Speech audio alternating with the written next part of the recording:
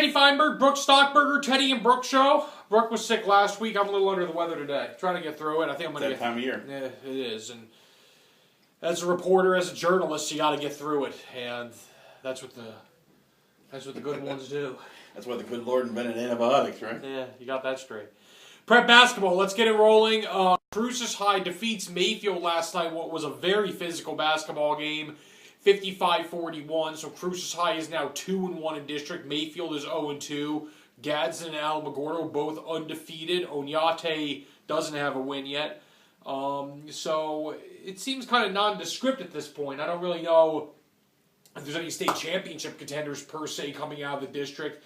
And clearly, Alamogordo and Gadsden seem to kind of have an upper hand here, which is kind of unique. Yeah, exactly. The non-Las Cruces schools have the best records and have the most momentum right now. But good for Cruces coming into district play with the overall losing record. Now they got a couple wins under their belt. Coach Benjamin's won over there, or actually at home, beating Mayfield in the rivalry game. So. Maybe they're picking it up a little bit. Yeah, and he's done a good job over there. I mean, they lost a lot of what they had last season, but they return a very young and experienced team. But they got some W's now to start things off, so good for them. And I think Mayfield, Coach Morrow is a great coach, and they're trying to find their footing as well. But definitely a competitive district. Don't really know if we see any, like I said, state contenders coming out this year, but certainly some solid teams. Aggie basketball, they snapped their 2-game winning streak with a victory over Texas Pan American. God, the WAC is just very unappealing. They beat Texas Pan American. Now they're home this week. They have Bakersfield Thursday night, which is tomorrow, and they have Utah Valley on Saturday. Of course, they get some W's here, and they have a chance to get back up into possibly first place in the standings. Yeah, they really should be in first place. I mean, there's not a lot of competition in the WAC for them right now. Simbular's out. The Aggies had their, they lost a couple in a row there in WAC play, and they just have to sort of right the ship a little bit. And I kind of think you got a feeling of, I hate to speak in cliches, but you got a feeling the team just sort of had their bump early, and maybe they'll get to turn it on. Maybe they get a little healthy heading into, end of February and March Madness. I hate to say it, and I don't think they would ever say it themselves, but I don't think the Aggies feel very challenged by this league. I think that has something to do with it. I don't think they're really... The Aggie basketball team has always been one where they have, in a sense, risen to the occasion. They've played well as underdogs. They typically have had some big road wins under Marvin Menzies, at least in WAC play during his tenure. I don't think they really feel that this year, and I do think that has some sort of an effect. There just doesn't really get the ruse of UMKC. Don't really get the blood boiling that Nevada or Utah State did. That's exactly. And I think they do come out, and I think that they have to work on their intensity a little bit when they come out, and I still like them in the WAC tournament. Again, the big issue with those losses a couple weeks ago is it's going to really affect their NCAA tournament seeding. So we'll see how that plays out. I still expect them to be a postseason team.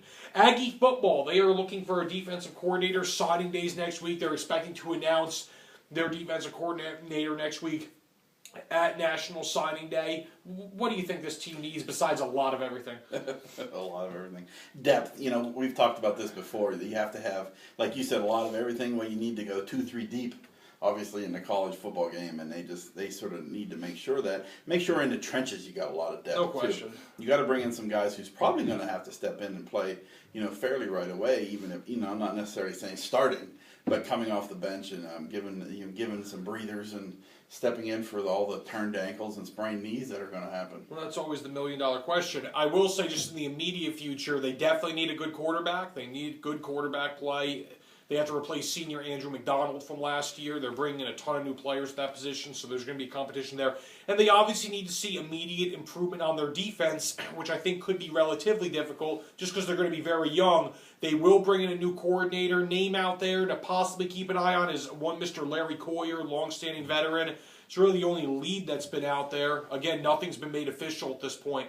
But I think if they get good quarterback play and an improved defense, I think they could be a decent team. Then again, those are two big ifs, so we'll see how it plays out. What are your thoughts on JCs? There are some schools that have traditionally made half their recruits JCs, but then every 2 years you got that turnover. But that's something that's a potential quick fix. I agree. I know Coach Martin said he's moving away from that philosophy. Just me, from a personal standpoint, I'm in favor of recruiting junior college kids particularly at a program like this. And I will say, some of my top Aggies over recent years, Kenny Turner, Matt Christian, Tavion Rogers, Donnie Coleman, they have been Trayshawn Nixon. They've been junior college kids, but to each his own.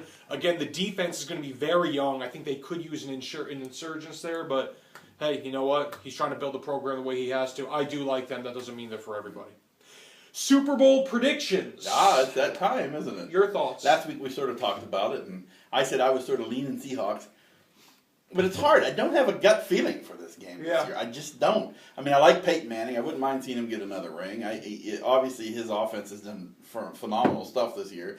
But, as it keeps being talked about, the Seattle and their great DBs. I'm going to actually go Seattle 27-23. But I don't know. Let's just think about the elements and let's think realistically about both football teams. I think Seattle's offense, particularly their passing offense, is fairly limited. Would you not agree? Yes, lately especially. Okay. I think Marshawn Lynch is a top 3 running back. Would you not agree? Definitely. Okay, so I think there's probably a 2 to 3 touchdown limit Seattle's offense can put together where they have long drives. I think Denver's defense has been playing better. So therefore, I think the weather plays a key factor. Because I think Denver, if the field conditions are good and it's not slippery. Right, and it's sounding like now it might be a little windy, but it's probably not going to be rainy or snowy or anything. Right, last I heard. If that's the case, I like Denver. I think Denver can outscore Seattle. I think if the weather, the wind, and again, the field conditions, if those play a factor, wide receivers slipping on routes, then it could be an issue. But I think if the weather's relatively decent, I like Denver in this game. Turnovers would be interesting. For whatever reason, I'm kind of pulling for Denver. I never thought I'd say that, especially with the Jason Rose factor. He's a big Broncos fan. Score, though. What's your thoughts on the score? I gave a lot of points, 27-23. Yeah. I think Seattle is somewhere in the 2 to 3 touchdown range, assuming their defense doesn't get them something there, and I think Denver can score 4 to 5 TDs. Percy Harvin might be on the field, though. That'll help Russell Wilson. I'm not worried about it. Folks, thanks for checking us out as always. We're so long over this time limit. At Teddy Feinberg, at B Stockburger, Spell News Sports Facebook, lcsun-news.com. Thanks for watching as always. We'll see you.